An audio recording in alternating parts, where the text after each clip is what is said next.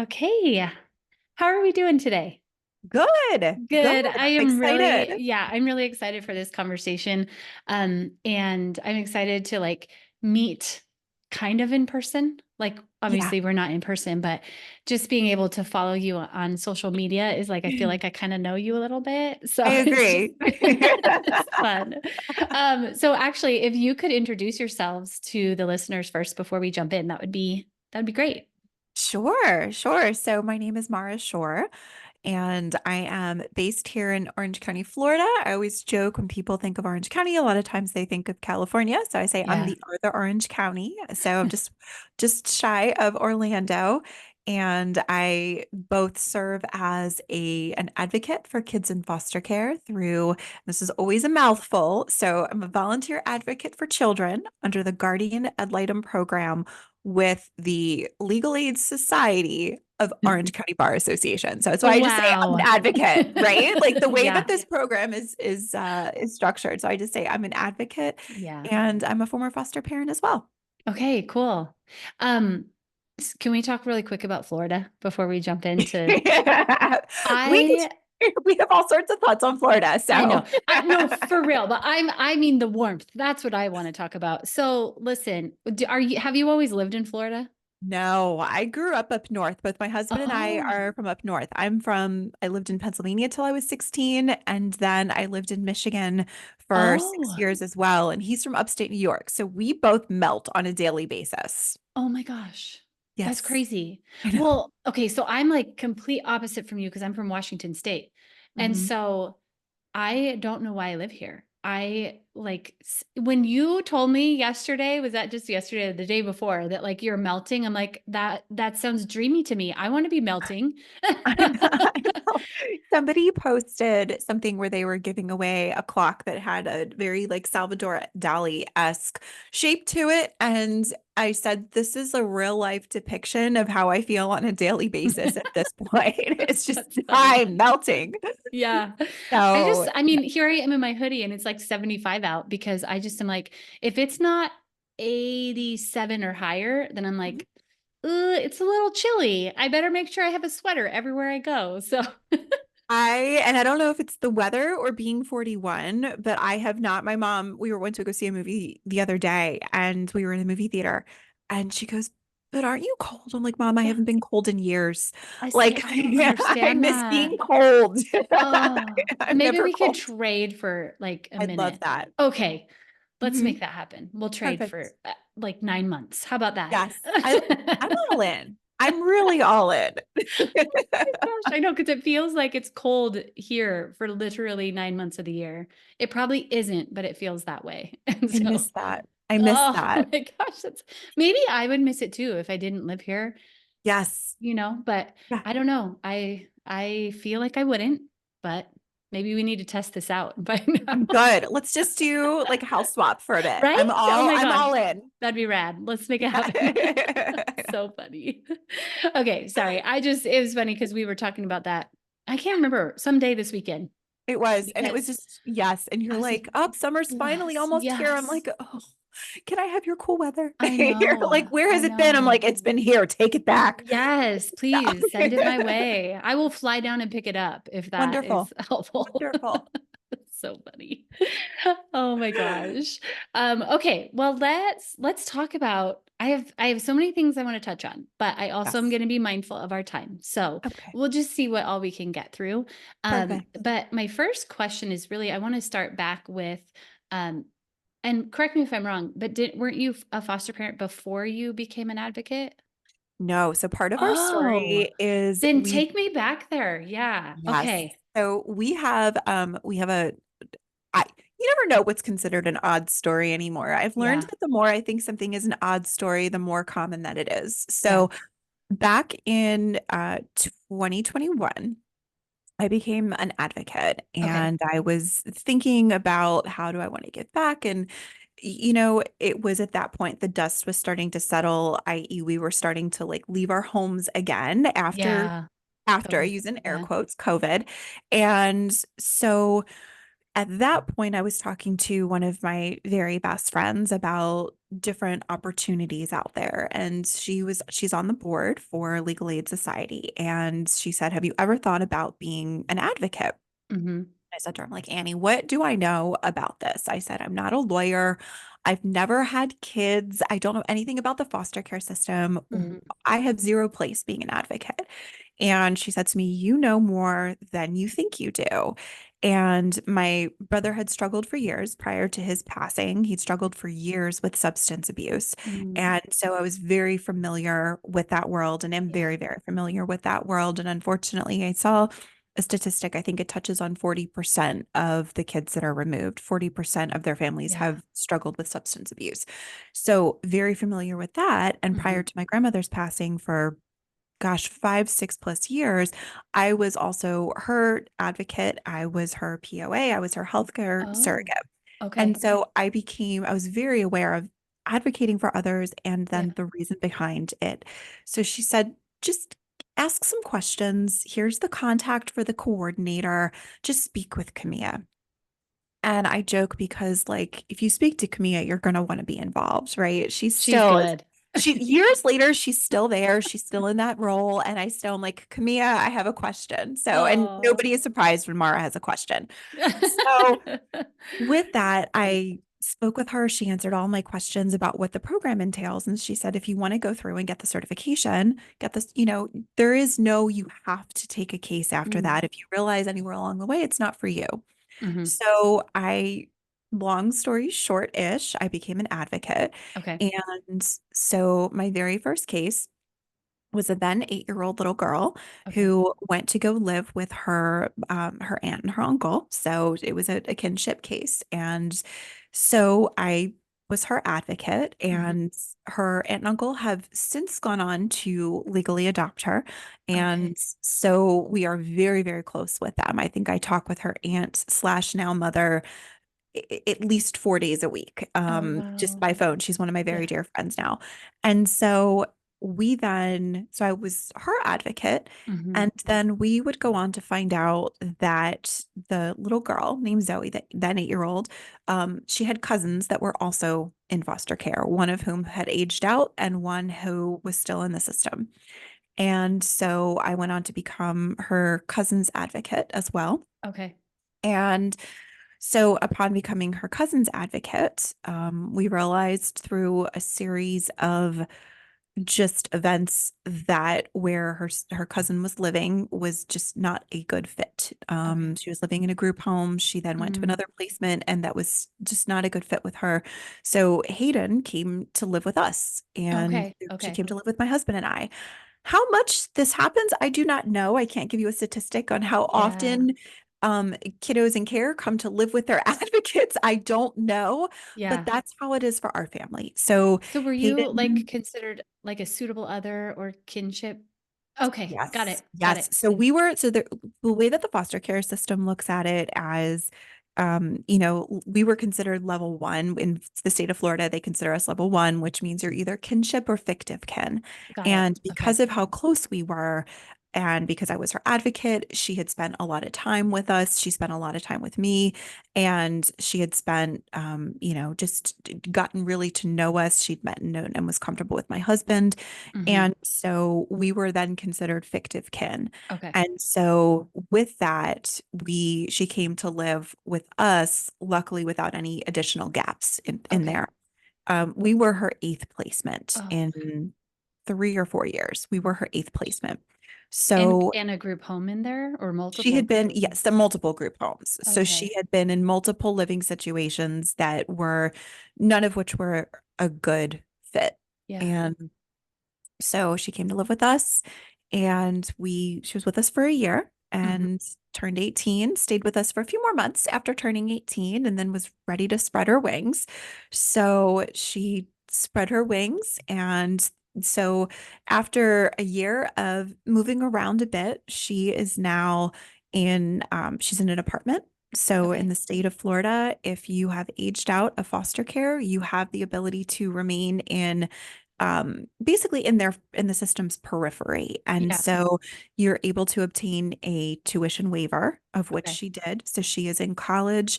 Her college will be paid for in the state of Florida. It's Oh, that's either amazing. until 26 or 28 years old that they'll Okay. pay for your tuition. So there's kids that go on Wow. to get a master's Yeah. degree.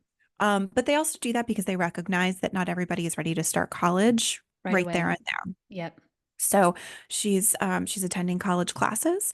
She was able to get an apartment, and so the state of Florida is also that if you are in school, you're eligible for certain other programs. One of which is being able to be in low income housing, of Mhm. which they pay a portion of. So she's able to Cool. have her own one bedroom apartment. She lives Yeah. about 25 minutes from us, and then you're also able to, if you are doing those things and you're in school and remain on case management's radar, we'll say, Sure. and Yeah. have, Yeah. have those meetings, then you are eligible for a stipend as well.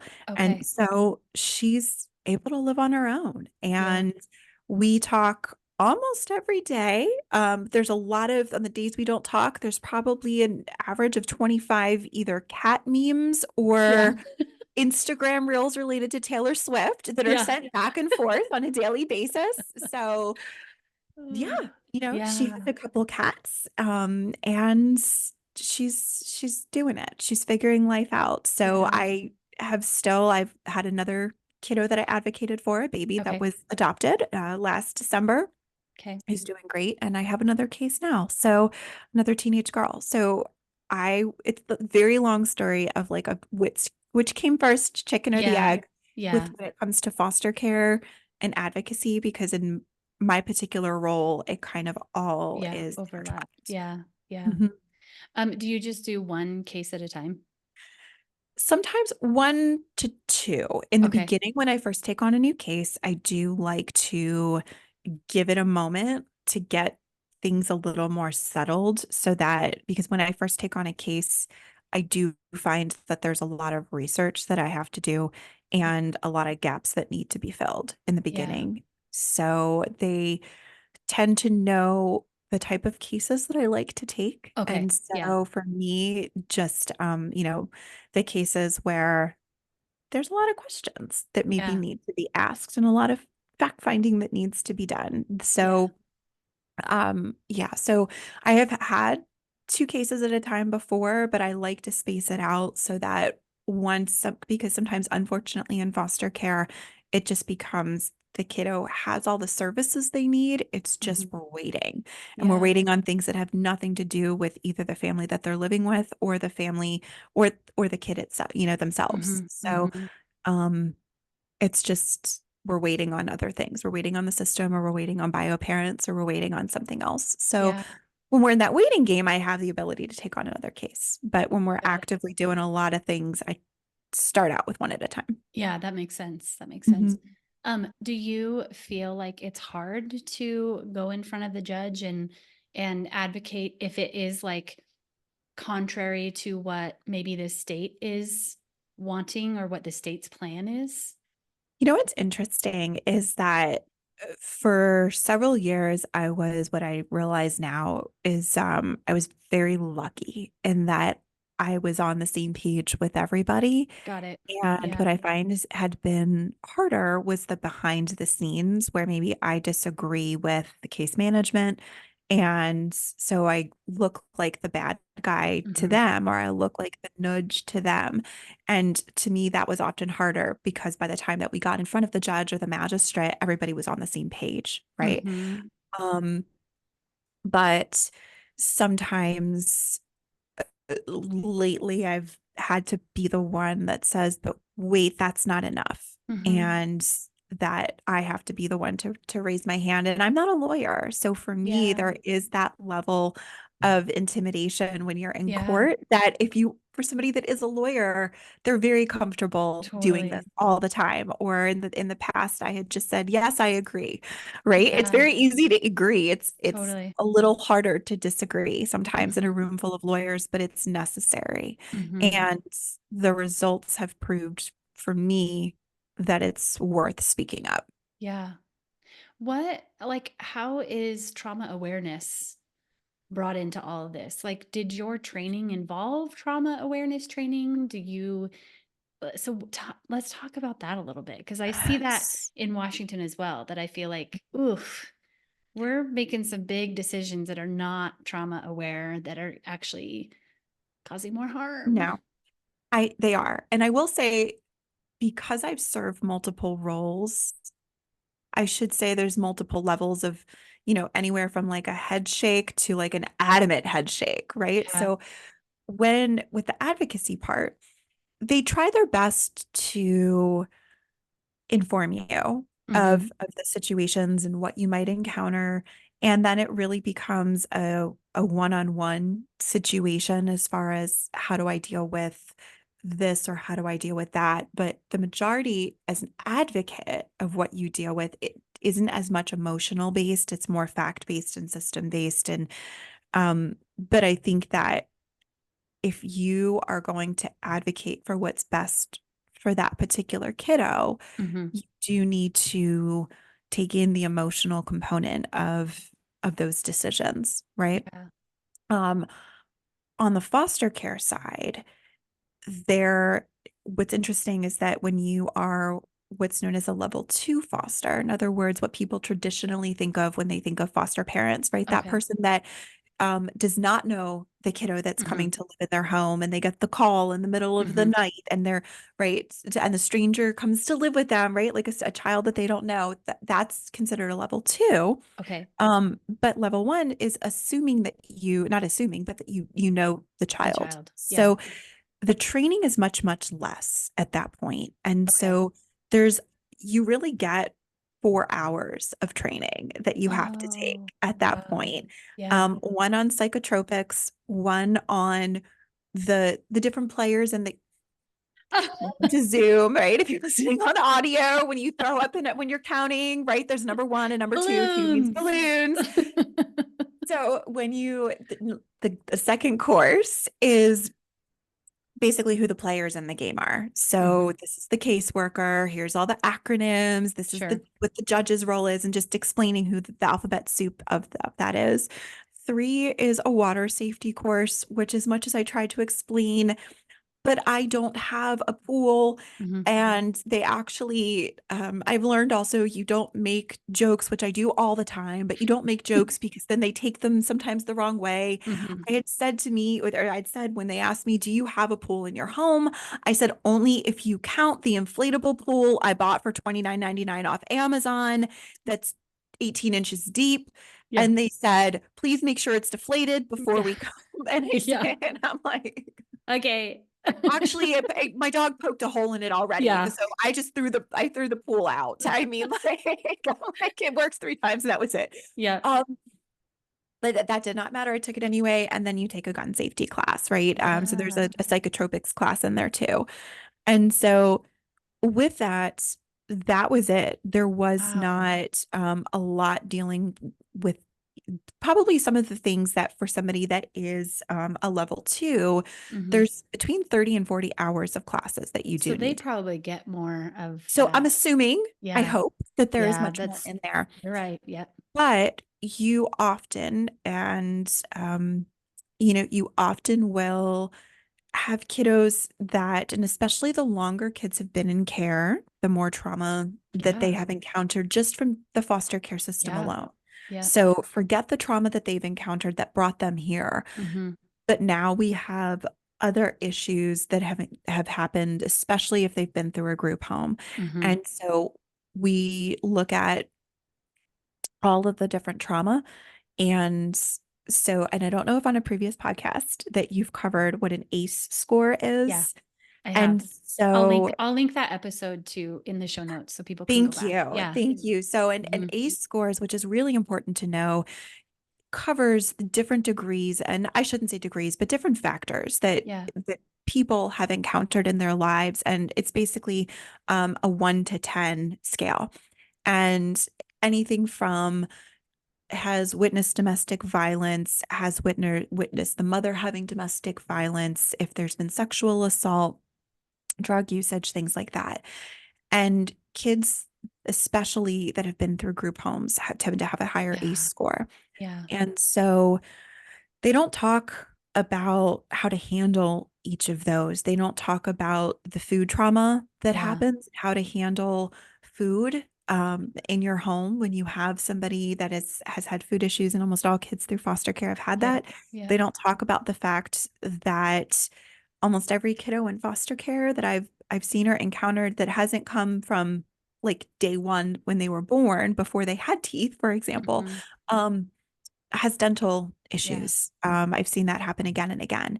And so there's just things that you don't know. Yeah. And that's where you now have somebody that has been through all of this. And I call them trauma landmines Okay. personally. Okay. Um, Yeah. when you're like with a landmine, you don't really know that it's there until you step on it and it Uh-huh. blows up right in front of your face.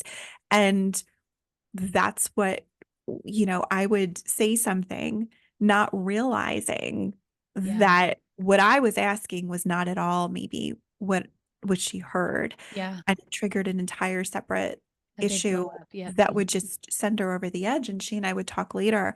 And I always said to her, when you explain to me what you're thinking, it always makes sense. Hmm. So we learned over time how to like navigate these conversations, because often when she would explain it later, it's like, I didn't even think of that. Hmm. I didn't even think that by me saying XYZ, it would take you back to this deep, dark, Hmm. twisted place. So we dealt with a lot, but I would say having a trauma informed therapist Yeah. is necessary Yeah. and does not often the it gets into a whole other conversation, really, of insurance-based medicine, let alone the providers that are covered by Medicaid. Yeah. And so we went outside of Okay. Yeah. of her insurance system. I was able to find some funding and some grant funding. Okay. And there's a program called Step Up for Students here in Florida, and she qualified for that. And so I was like, look, if they were going to give you all these diagnoses before, we're going to utilize that and apply for Hmm. this. And we're able to get her in with a trauma-informed therapist. Wow. That's cool. But it's not common, and it's often Yeah. you have to seek it out yourself. Yeah. So was it just like gut instinct for you to like, how did you know how to do that? How did you know how to like meet her where she was at and say like, I get it when you tell me, so let's just do that. And you were able to see these trauma Trial and landmines. error. Like Yeah. I will say it's trial and error, right? Because after a few times of either noticing the pattern, because sometimes I would notice that there were patterns Hmm. and in certain issues, right? So it was easier to predict the patterns ahead of time. And Hmm. so it was like, okay, last time this was the result, so this time we're going to do this differently. Hmm. And so sometimes it was just paying really close attention. I started keeping journals and calendars and marking like, this is what happened, this is what triggered, this was Okay. the result. Yeah. So there's, that was one that really helped. I think that it was a lot of talking. My husband, my husband is like, God love him, but he's just like, he's not the let's talk about our Yeah. feelings all the time guy. Yeah. And so, he knew like when I was going into her room to have these conversations, like he wasn't going to see me for a few For a hours. while. And Yep. it's like, it did not matter the time of day. Yeah. That was not predictive at all, but he's just like, okay, see you later. Yep. Like, Yeah. sometimes come out for a bathroom break, go back Right. in. Right. Um, but for her, it was most important to feel heard because Hmm. she had been told for so long that her feelings did not matter, that you're Mm. crazy for thinking that. Mm. She had been told that you're so, how stupid she was. She's so stinking smart. I tell her all the time, I said, once you get past the initial core classes that you need Hmm.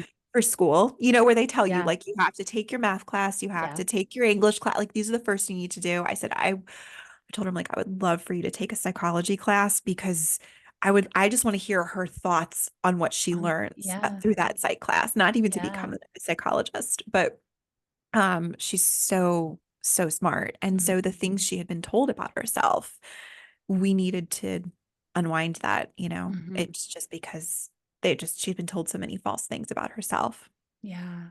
Mhm. Gosh.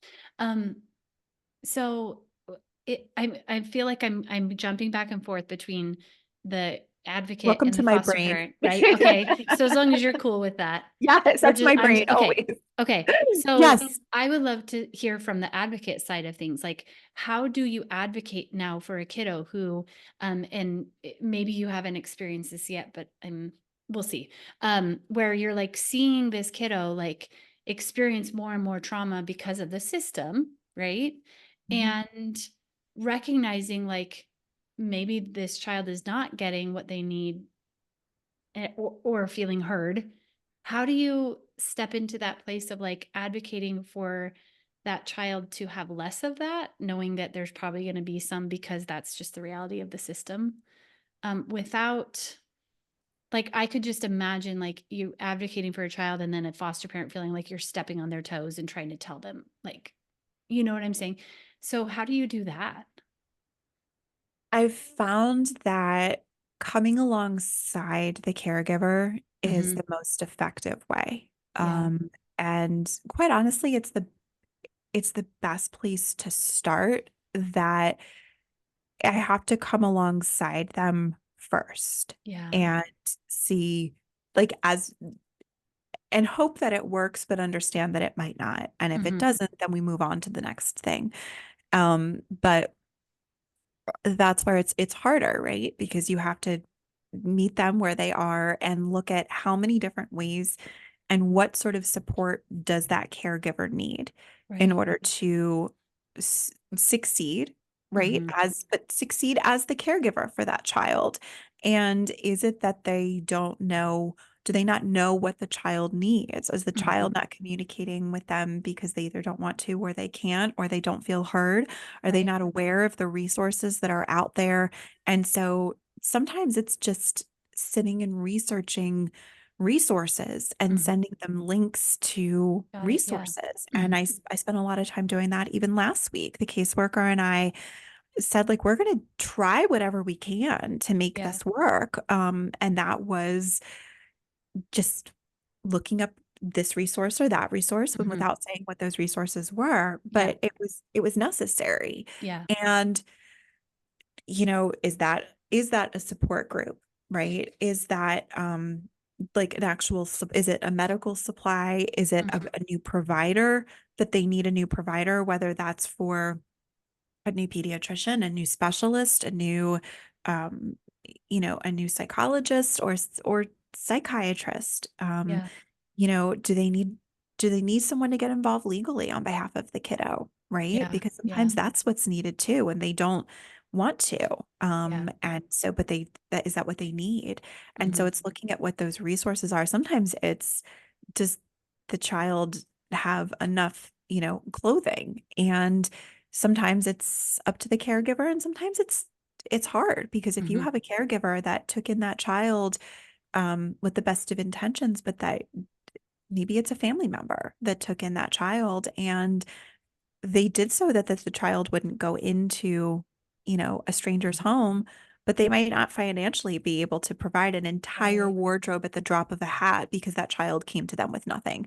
Right. And so, how do we look at resources? And I've done that before, where we spent an entire summer getting, getting clothing because she was dropped off with like old Yeah. flip-flops and a single, like, whatever she was wearing, and that was it. So Yeah. that's how I try it. I try to come alongside them first. Yeah. And I want to say hope that that works, but there Yeah. is that quote of hope is not a strategy. Hmm. So that's always my first option A. Yeah. What Um, about in a situation where like kiddos in a group home? it's so hard. Yeah. I have very big thoughts on group homes. I Hmm. will say that, and I'm going to, going in the next few weeks, I had, somebody reached out to me and said, we've just started a new type of group home here. We'd love to show you what we're doing. Oh. And I said, I would love to see that. Hmm. And I, wouldn't that be great if that is the case, is where I have to come from, that Yeah. place. Yeah. Um, I think that group homes sometimes are, at best, well run but institutional Yeah. feeling where Yeah. it's not a home, but and that's at best, right? Where Yeah. it's run very efficiently. They don't lack for the things that they need, but they're not getting the luxuries. There's staff, but it's always staffed. Like that's at best. Um, and at worst, it's a they're really not getting what they need. In the state of Florida, foster care is privatized. So in Orange Oh. County, there is only one county-run group home, and the rest are private entities. Oh, interesting. Okay. Yes. How long has it been like that? A long time. I believe it was since the early 2000s. Wow. So at Wow. least as long as I've been involved, Okay. but I Okay. believe it was the early 2000s. Don't quote me on the exact Yeah. year. Sure. Wow. Ooh, I feel like that Oh has yes, that's a whole so yeah. and yes, and so and our teenager had so she was in several different group homes, so I'm familiar with the ins and outs of, of those. Hmm. Both from her perspective, she still keeps in touch with several friends from when she was in some of those group homes. So, and I've, either heard the friends' perspective over the years, or met and spoken with people in at least one of the group homes, the county Hmm. run group home. And I have a good relationship with them as far as making sure I'm able to drop off donations and Sure. suitcases, things like that for when kids move placements. There's other group homes she was in that I don't speak their name and have very big feelings on how they Yeah. handled the Yeah. situation and witnessed some things firsthand that we would never want for our kids. Yeah. Mhm. Have you been an advocate for any kiddos in a group home So Hayden was in a group home when I became her when you were advocate. advocating? Okay. Okay. Magically, when I became her advocate, within a few days she was and they found out that she had an advocate, in addition to her guardian ad litem, who is amazing. She Yeah. Victoria is her was her guardian ad litem. It technically no longer is, only because now Hayden is 19, and Okay. so Got it. that relationship technically is no longer, excuse me, is no longer official after they turn 18. But Victoria is still very much in all of our lives, Hmm. all of our worlds, and goes to bat for her all the time. And Hmm. I'm grateful for that. Um, but when they had found out that she also had an advocate and I had started emailing and requesting some things, she was kicked out of the group home. Oh, So interesting. Yeah. she only lived in the group home for about a month by the Okay. time, like when was her advocate, because Yeah. she was given a 30-day notice. Yeah. What would be so this is just like, And they're not trauma informed at least okay. as far as the private, it is not a requirement at all for the privately run group homes to be trauma Trauma informed. They're informed. Okay. hiring staff. They're not hiring staff at high salaries. They're Yeah. hiring staff at a lower level salary. And because they're trying to make money, Yeah. right? Yeah. Um, and unfortunately, you're not getting trauma informed training Yeah. from like really, really people that do this because this is their true passion. I'm not saying that there aren't people out there Sure. that do that for that reason. I'm not saying that there are zero people that Yeah. are trauma informed, Yeah. but you're not Hmm. getting people with like a social work background, Right. Yeah. master's degrees with us. So when you go visit this new group home that they're saying is different, what would be the ideal? Like, what would you love to see that you would be like, okay, I'm going to give this one a chance? So, and understand that I have zero power as far as the group Totally. world, right? Like I Yeah, have zero this is power. So, like magic wand, right? no, Magic so wand if we could make this right. happen. I think that, and also keep in mind, this is a boys, like it's for teenage boys, this Okay. particular group home, versus I'm more familiar because of the kiddos that I've advocated for. I'm more familiar with the group homes for girls because Sure. so I think that for me, I did hear that they have their own bedrooms, which is great because sharing bedrooms breeds conflict. I would love to see trauma-informed staff Yeah. there. I'd love to see free access to food and snacks, Mhm. because often they lock up Mhm. snacks. Mhm. I would love to know that, you know, what is what do punishments there look like? What does reprimand look like? What do rules there look like? What does rule enforcement look like? Mhm. What That's big. happens if one of their kids runs away? It Yeah. happens. It happens all the time. Yeah. So tell me what your protocol is when somebody runs away, Yeah. because technically a child isn't missing for X amount of hours, but if a Yeah. child storms off, and I say child because they're under the age of Yeah. 18, but if you have a teenage girl that storms off and isn't back by, let's say 10 p.m., why are we waiting until they've been gone for one night before you Before you do consider them a anything. runaway? Yeah. Mhm. Because look what can happen Yep. in that one night. And here in Orlando, we are one of the top spots for human trafficking. Right. Yeah. I So have. Yeah. it's always a That's fear. scary. Mhm. Hmm. And in the previous group home, they would wait hours, they would wait a whole night, and the next day say, oh, well, where is she? Because she didn't come back from a visit with her sister, for instance. Well, she was safe with her sister, so that's fine. I'm not Yeah. concerned. But why are you waiting? Why Yeah. did you To not do anything. call it Mhm. in the second she didn't arrive at whatever the curfew was at 10 o'clock? Sure. If she Yeah. wasn't, why were you not calling at 10:01? Why were you calling at 9:30 the next morning when you got around to Right. it? Yeah. So now you're just trying to enforce rules. You're not actually doing this with trauma-informed purposes and for the safety of the Absolutely. child. Yep. So for me, those are some of the things that I look for. Okay. I want to know what are the de-escalation tools and what is it that's going to make you call the police on that child? Yeah. Because that's very often used as a punishment. Yeah. A weapon. Very much so. Yeah. What are you doing? What are the key performance indicators for when you decide you're going to call in Florida, we call them a Baker Act. So Okay. like basically a hold, right? Like a Oh, okay. psych Yep. hold Yep. to try and put a child inpatient. And are we weaponizing that Yeah. as Yeah. well? Yeah. And I look at, and these are things that are so, so common. They're Mhm. so common because people they don't have the training to know how to do that without. Mhm. Yeah. Oh man. Well, I hope that even half of those things are Me there too. when you Me too. Right. Right. So we're going to that's be hopeful, right? if you're in Florida and looking to open up a group home, that is Mara's wish list. There you go. Understanding Yep. Mara has no power Check, or check, check. authority. Yeah, exactly. But that's my wish list. Yeah. Yeah.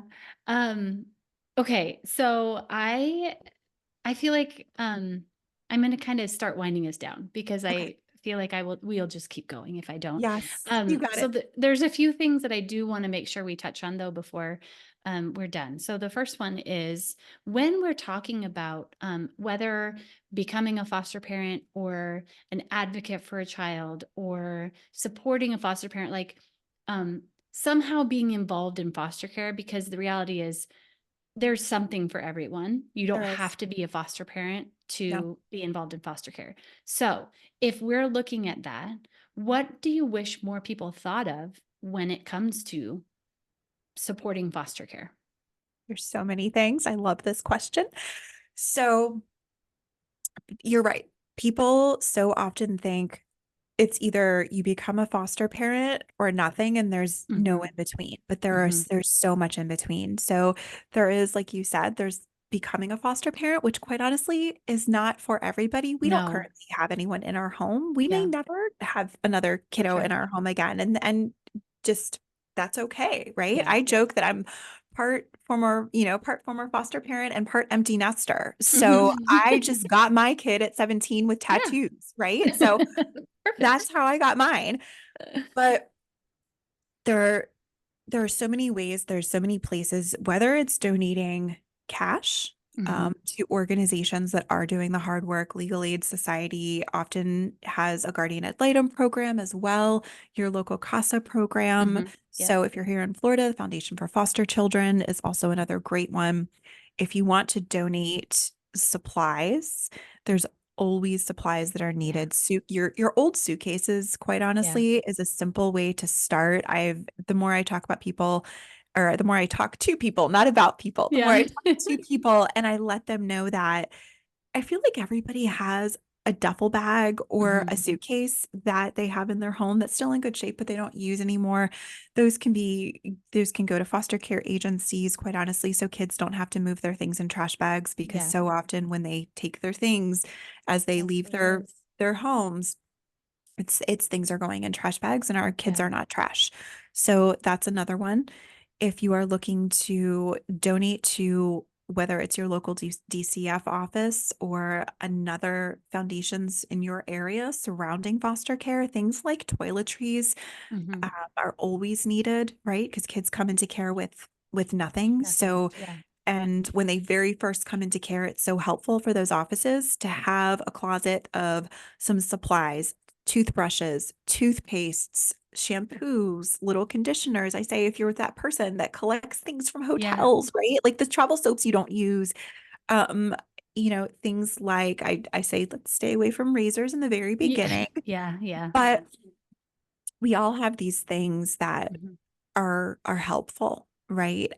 Period products is a big one. Satin Hmm. bonnets for girls with textured hair or textured hair is another one. Yeah. If you are a provider of services that wants to be able to help out either to the foster homes that, either a foster family or somebody that runs a group home, anything from, I mean, look, these homes still need plumbers. They Yeah. still, I have a friend that is an esthetician, and we're going to teach a course on teen skincare and Oh, I careers love in that. aesthetics, Yeah. right? So that's another, like, think about Yeah. what it is that you can do that might take a couple hours of your day, Hmm. and it could be a one and done. Volunteering to organize the foster closets in your area Hmm. because sometimes that's just needed is, Hmm. hey, everything got dumped and the staff is overworked and underpaid because they're probably nonprofits. Yeah. And so Or volunteers. going and just helping fold some clothes or Hmm. store those donated products, right?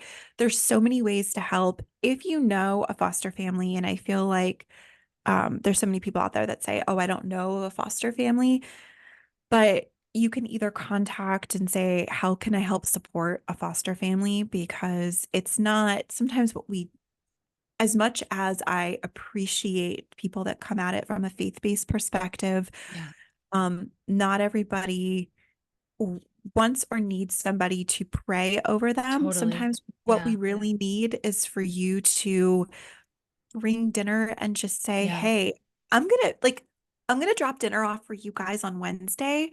What would you like, pizza, a Yeah. homemade What do you lasagna, want? or what Yeah. is your Chipotle order? And Yeah. I have friends that did that, and that was so helpful. And Yeah. also, if you have, I told you I love this question. I have so many answers.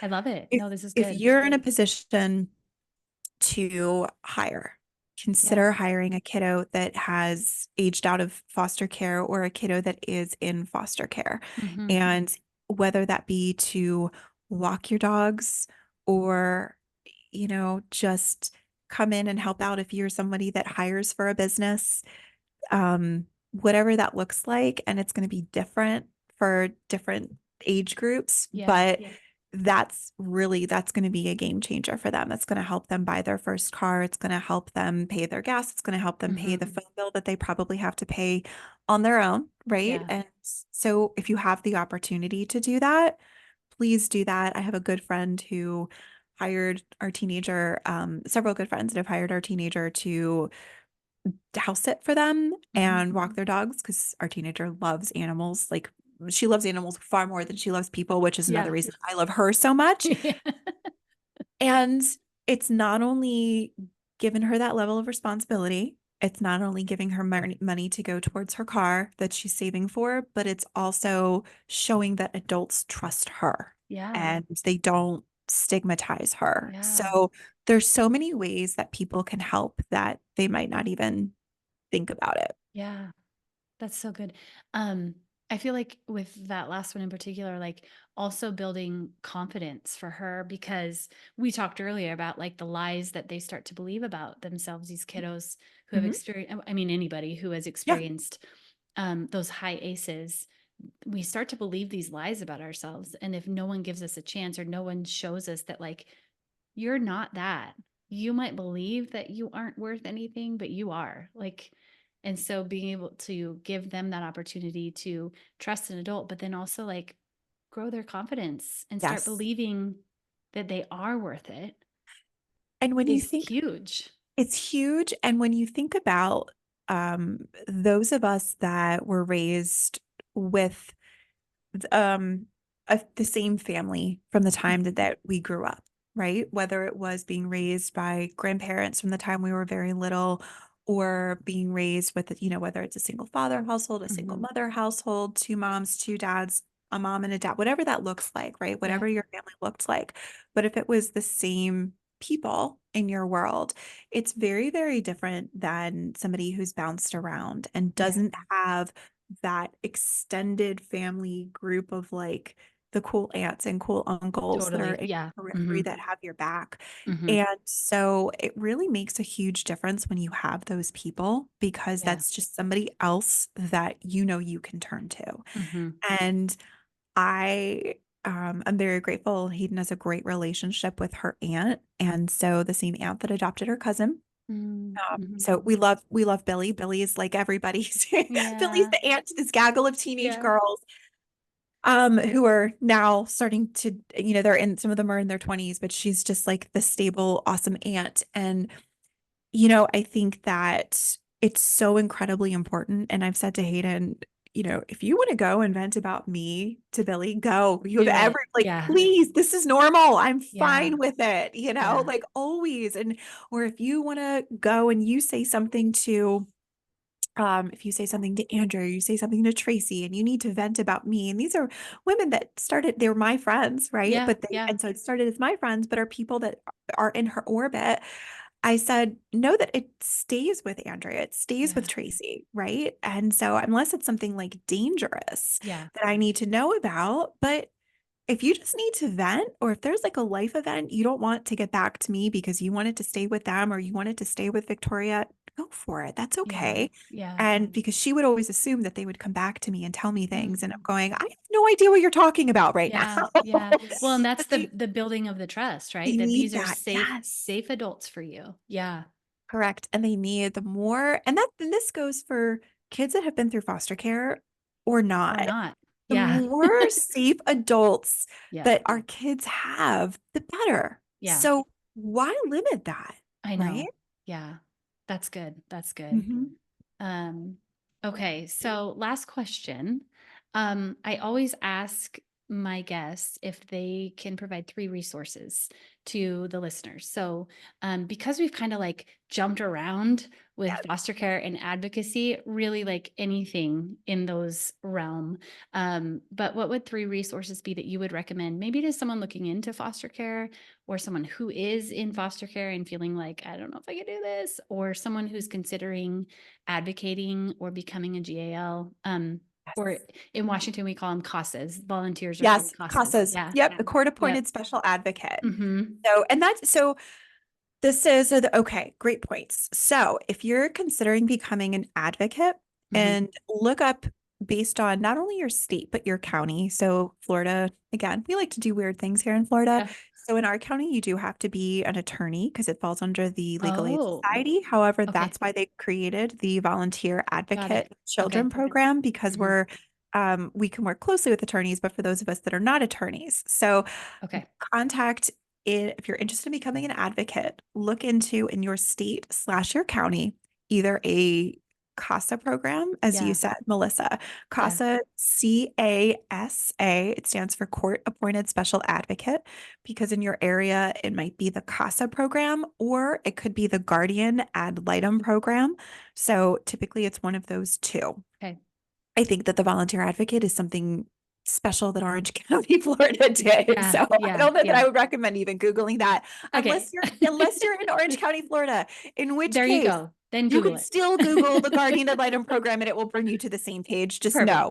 Okay. So that's one. I think Googling, and I say to Google it, not because I want to give you something broad, but it's going to differ like literally county to county. Yeah. So then contact and just ask to speak to somebody about the program. Hmm. Ask all your questions. Ask Hmm.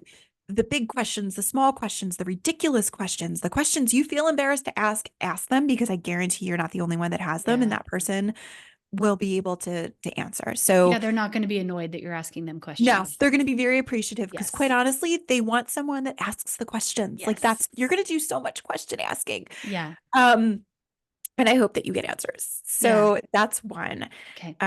Another is if you are considering, there's two accounts that I absolutely love when it Okay. comes to foster care. One is Fearless Fostering. Okay. And so that is so Kathleen Burse, sorry, there's a Okay. bug. Kathleen Burse, and she is a licensed mental health counselor. She's also a former foster parent. Okay. She does everything from posting daily content, having free items that she does give away, like free worksheets and Oh, downloadables. cool. Yeah. She does sessions. So she is a trauma-informed therapist. If you're Okay. just looking for a trauma-informed therapist, she does virtual sessions. Great.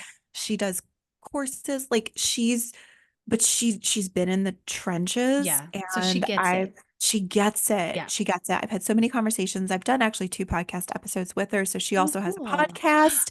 So like Okay. listen to the Fearless Fostering Okay. podcast. So Okay.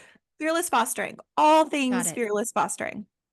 Um, and then the final is if you've ever considered fostering teenagers and that's Mhm. ever been anything you're interested in, I encourage you look up on Instagram and I believe she's on TikTok too. I Okay. just don't spend a lot of time on TikTok.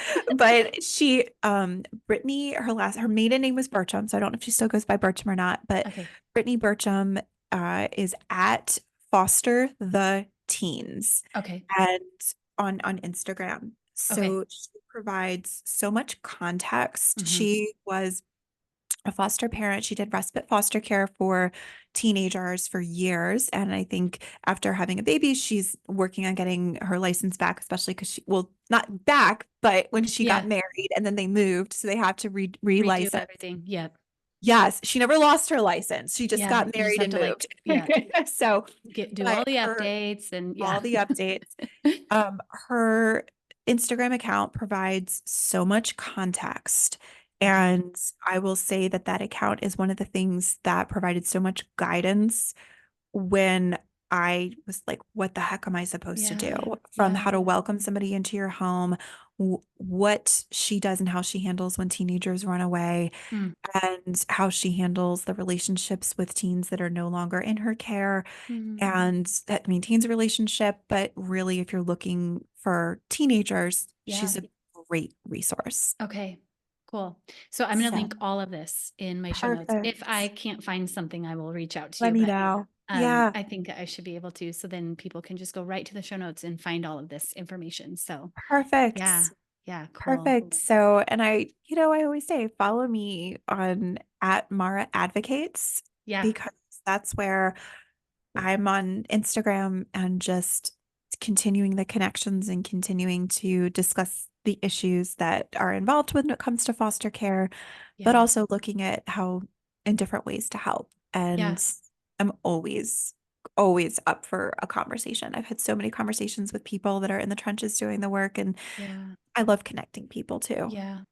No, I'm glad you mentioned that because I was going to ask, like, can we also mention you as a Yeah, resource? Because absolutely. I enjoy your Instagram. I feel like Thank you're you. doing good work. So Thank you. I appreciate all that you're doing. Even if it's not in Washington, it's okay. It's fine. Yes.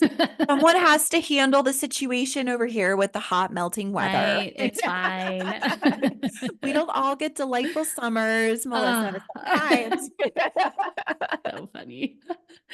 Oh my goodness. Okay. Well, I so appreciate your time and yeah, I just think that you're doing great work and so I appreciate you giving me an hour of your time to come on here and just really highlight some of the things that you're doing and just things for us to be aware of because I think sometimes people don't if they have not experienced foster care or advocacy or adoption or the ACEs, like they might not know what these things are. And that's part of why I do what I do is because it just takes one person learning and then being able to say, hey, I just learned about this. You should also, right? So, anyway, so thank you for your time. Absolutely. And Absolutely. Am I able to take a photo even though we're on Zoom, so we can't do it yeah, together for our totally. socials? Yeah, absolutely. Yeah, as long as you share it with me. Absolutely. Okay. Absolutely. I mean, this is how we need to do it, I right? know, right? Okay. One, two, three. Perfect. But Cute. thank you so much Yep. for the opportunity. It's being able to just, like you said, talk about it, because Yeah, if it inspires one person to do one thing, like that's all I want. I This is know. not like I don't get paid for this. I have a full Yeah, day job that I love, and you know, but it's spreading the word about it, yeah, because I mean, our kids deserve so much more. And once you see it, you can't unsee it. yeah. I think that we have the same mindset, which is like we can't overhaul the whole system or the whole, you know, No, culture of trauma awareness, but we can make a difference one person at a time. So, exactly. yeah, Exactly. yeah. So Cool. thank you. Thank you for Yeah. having me on. Of course, of course. Let me stop recording here really quick and then Okay.